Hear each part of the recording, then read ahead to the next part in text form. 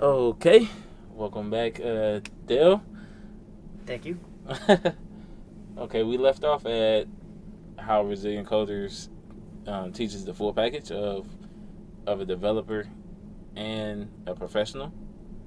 So, if you want to give your explanation on how you got to that point, what made you want to teach the whole thing?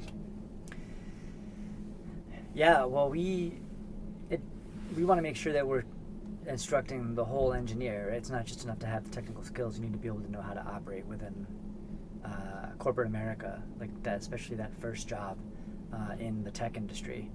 And so there are a lot of expectations that people might have that you may or may not just like implicitly know. And so we're trying to be careful to make sure that all that stuff makes it into the boot camp as well.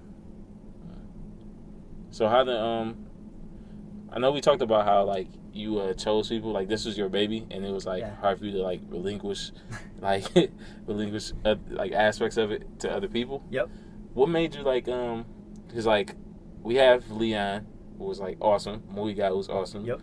Rugi was awesome, and of Yep. course Stephanie who's awesome. Yep. Like how did you know those were the people? Oh, that's a good question. And now you don't have to necessarily go into like those exact four people. It would be nice if you did though, like, but you don't have to. Like just give me like a general like why, like. So everyone on the team was either I either already had an existing relationship with before I hired them, or they were referred to me by someone that I trust. Look, and I should start by saying that I had a boss years ago at an earlier job. Who then became a board member of ours at Resilient, and he said something that stuck with me, which is your only job as the founder of this organization is to surround yourself with people who are way smarter than you are, and then let them do their job. And so that's what I've tried to do. So everyone on the team is way better at what they do than I am, and that's why they're there. And I have to trust them to do what they do better than I could ever do it. Sometimes it's tricky, right? Sometimes it's hard just because it's my baby, like you said. But you have to do it, right? Like, Leon is definitely a way better teacher and developer than I would ever or have ever been, right? And so I just need to trust him and let him do that. And ditto for everyone else on the team. Leon I knew because he was a volunteer, he was a mentor here before. Before the that's crazy. Yeah. Well, no, that's not really crazy, but that's like amazing. Yeah, right. And so when he was like, hey, I asked him, I was like, would you consider doing this? And I was able to convince him to give it a shot. Yeah, because we all had a conversation with Leon one day about like him like before he got here and like all the stuff he did and like how much he charges like other places to like do this, and I was just like, man, like that's amazing. I honestly live humbled at the fact that these people are willing to work side by side with me. Like, it's really, flattering is not the right word. Humbling is the right word. Humbling that people of that magnitude want to drop what they're doing to come be a part of this mission. That's amazing to me because all of us could be doing so many other things. And so it's just like a real source of inspiration to me that those amazing people are choosing to spend their days with us. Okay. So like I've kind of the way I picture strength and knowledge going is the fact that it doesn't quite always rely, like for the beginning, it's probably gonna rely on like what I've been through and like what I know, but I plan on like having other people on there, and I've gone back and forth with myself about like just letting anybody post or like anybody just feel like they have something to say to come along and give it. But I've also like thought about just like going with people that I trust or like people that I feel like actually have something to say. And like, would you give me the same advice, like to find people that I feel like know more of like what they know than I do? Yeah, absolutely.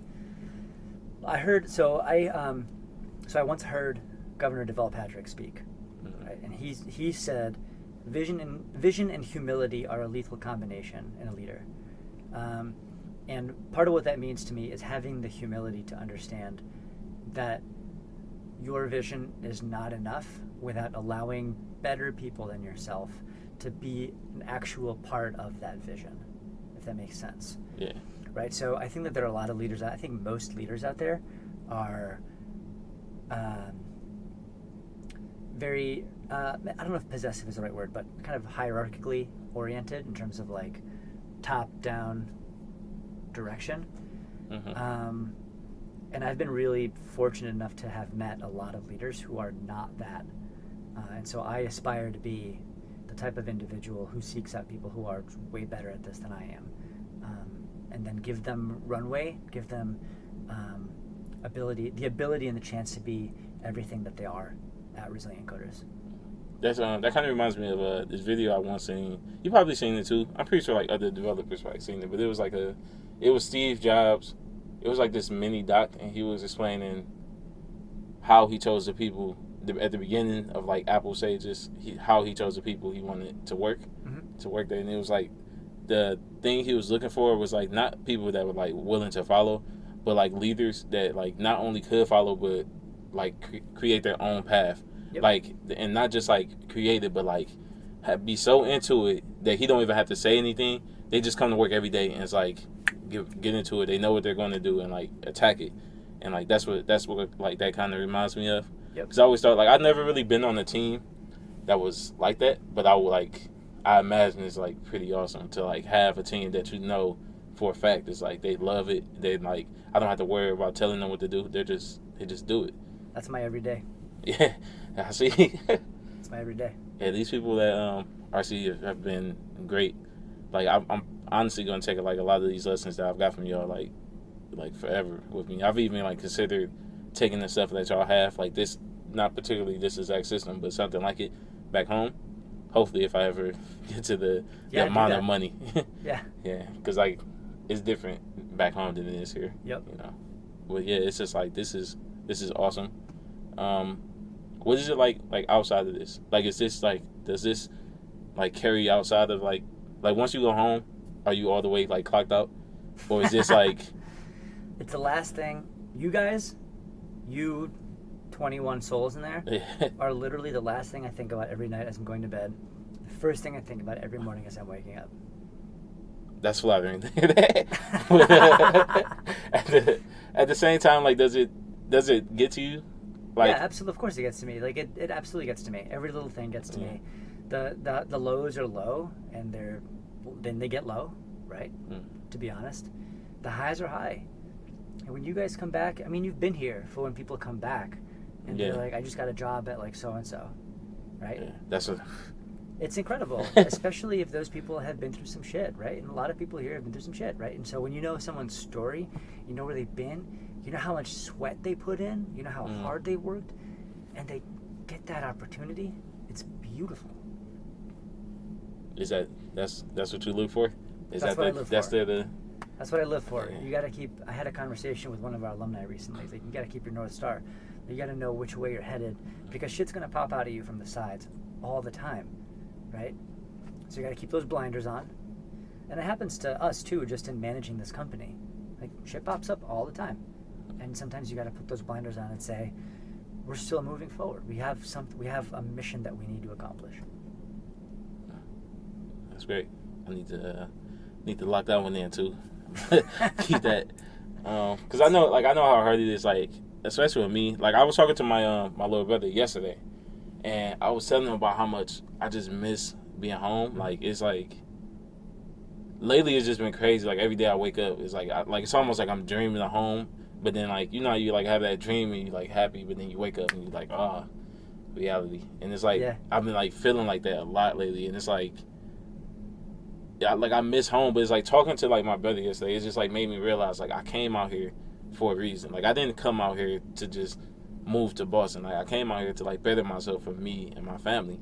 And then it's like him telling me like that, like reminding me like, man, don't you acting like this is not supposed to be fun. Like of course you're gonna miss this. And it was just like it's crazy because I'm the oldest, so it's like a lot of times it'd be surprising me like because I'd be having to talk down to my like younger son. Yeah, you're supposed to be the wise man.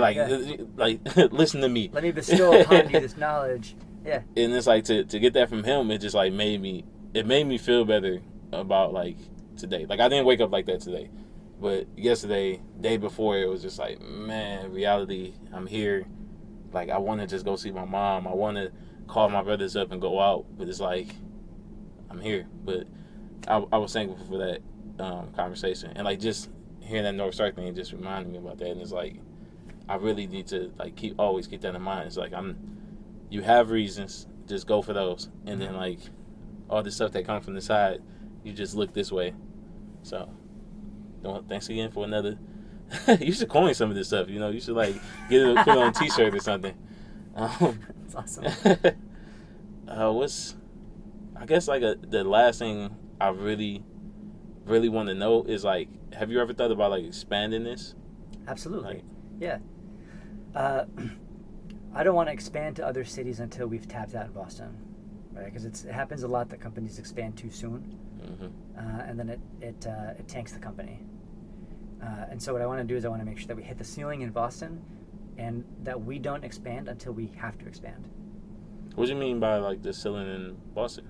Like, well, I want every like first stage engineering job that there is in Boston to go to Resilient Coders, right? Like done. And once we're at that point, like once I'm like, well, I guess we don't have any more engineering jobs to place our students into, then we can move to other